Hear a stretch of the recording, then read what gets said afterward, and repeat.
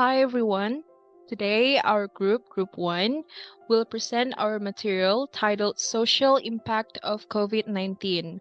But before we begin, we will introduce ourselves as the group members for today. I'm Adelia Langitan. I'm Lefry Mandang. I'm Louisa Lolong. I am Narayindra. I'm Rafael Lalujan. And for the next part, I will leave it up to the group. Now I will explain about social impact of COVID-19 on health. So, the COVID-19 pandemic has had a significant social impact on health, affecting individuals, families, communities, and healthcare systems around the world.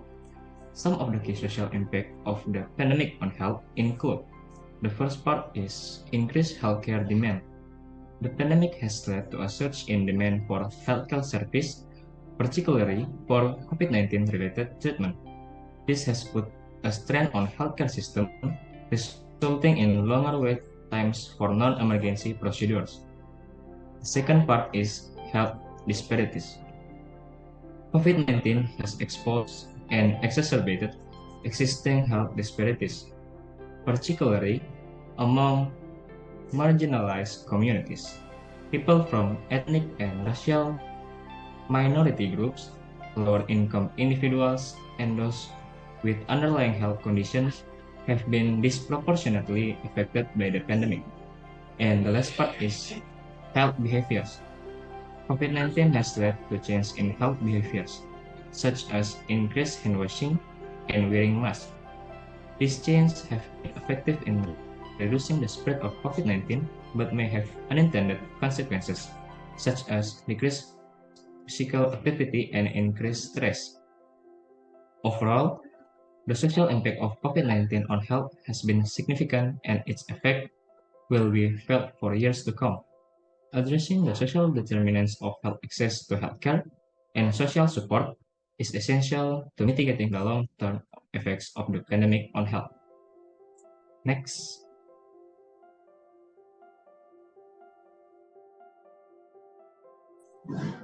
Thank you. The COVID-19 pandemic is not only disrupting health, but also has an impact on the economic structure of all countries, including Indonesia. Launching from the benefited journal, the impact of the pandemic on the economy can cause low investor sentiments towards the market, which ultimately makes the market go negative. In the Research Development and Science and Technology Research, Development and Information Media Journal, it is also stated that the pandemic has slowed economic growth.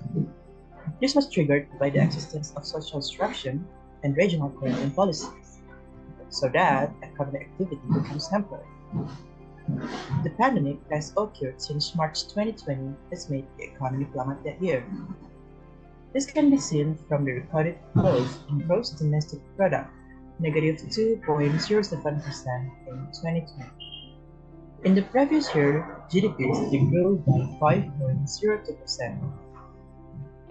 The decline in economic growth can also be followed by other economic impacts, such as an increase in unemployment. This is because during the pandemic, many companies were disrupted. So many employees are forced to go home. From the data published in Databox as of August 2020, the number of unemployed people in Indonesia increased from 2.67 million to 9.77 million people.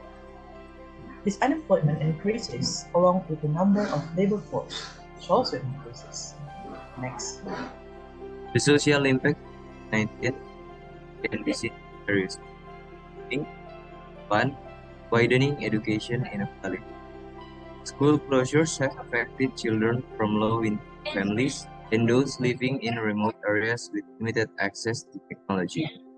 This has resulted in widening quality gap, as some students have limited access to online learning and other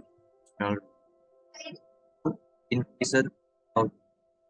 The pandemic has caused many students out of school for various factors, including financial difficulties, loss of Fourth, and lack of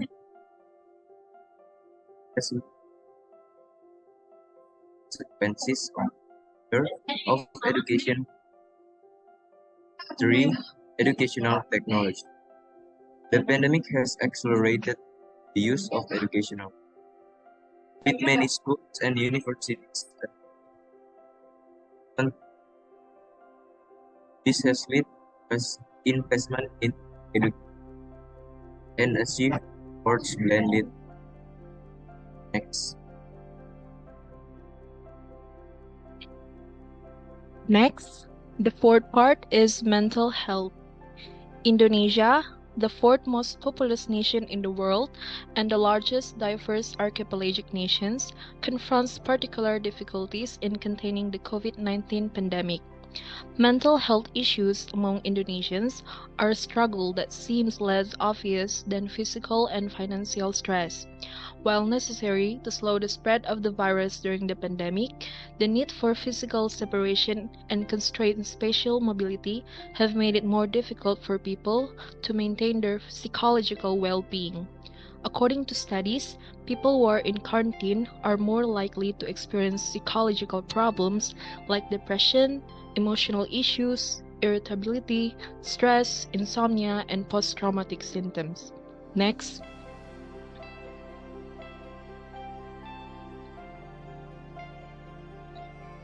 According to a study of Semarang students, found that 63.6% of respondents had mental health issues. More than half of them had anxiety or worry, and as many as 9% had considered suicide. The study focused on the early detection of mental health problems caused by the COVID-19 pandemic. To prevent future mental issues like long-term physical health issues, poor interpersonal connections, and a decreased quality of life, substance abuse, and suicide, it is imperative to address this psychological reaction as soon as it arises. Respondents with mental illnesses can perform better at work if they receive early therapy. Next.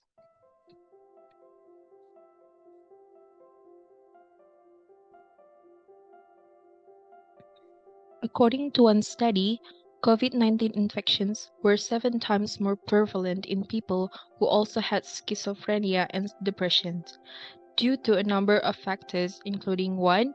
Self-care limitation or poor hygiene and an unhealthy lifestyle, 2. Comorbidities such as diabetes, and 3. A highly populated living environment that presents social distancing challenges.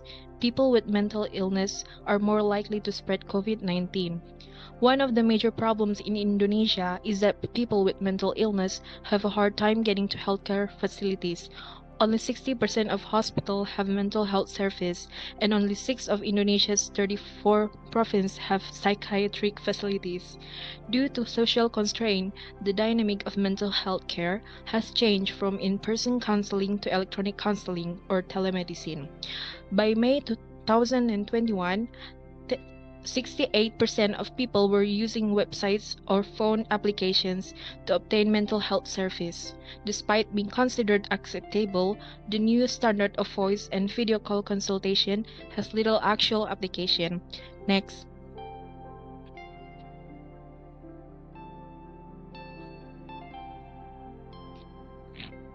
In light of the aforementioned issues, it is advised that 1.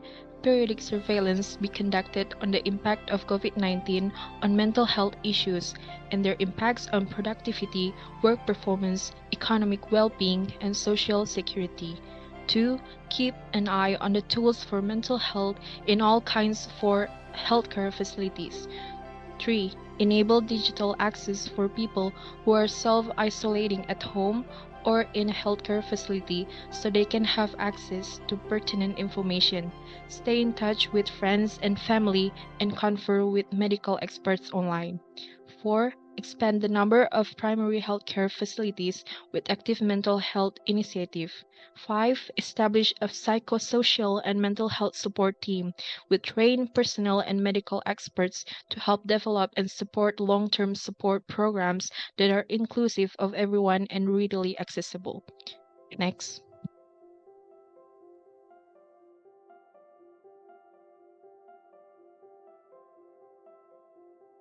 The last part is social interaction. Human as social beings are always in contact with other people, in getting along, talking, shaking hands, even contradiction with other people. Social interaction is the hallmark of social life. This means that if there is social interaction, social life will appear real. The emergence of COVID-19 pandemic has significantly changed the social interaction.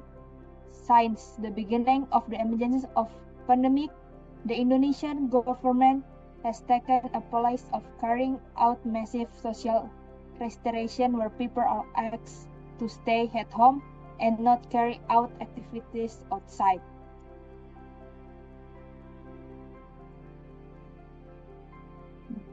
This has resulted in all activities such as work, school, worship, and social activities that involve crowd of people such as concert, festival, parties, meetings, family events, seminars being carried out online.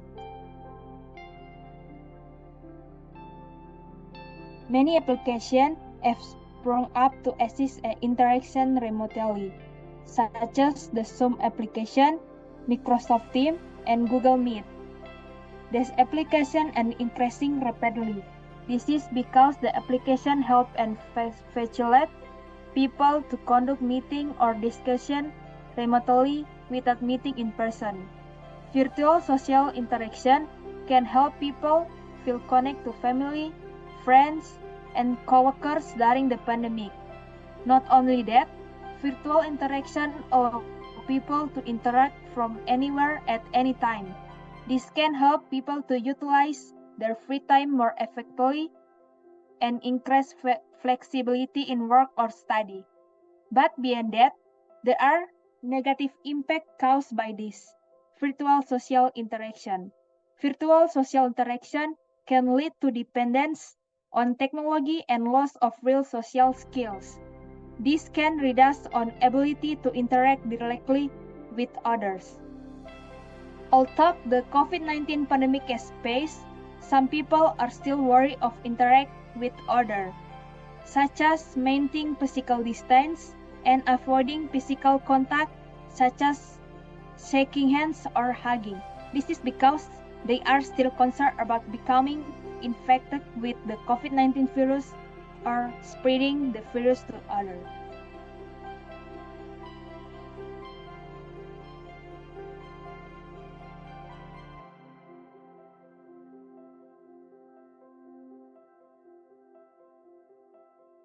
That's all for our presentation. We hope that you like it. Thank you all for your attention.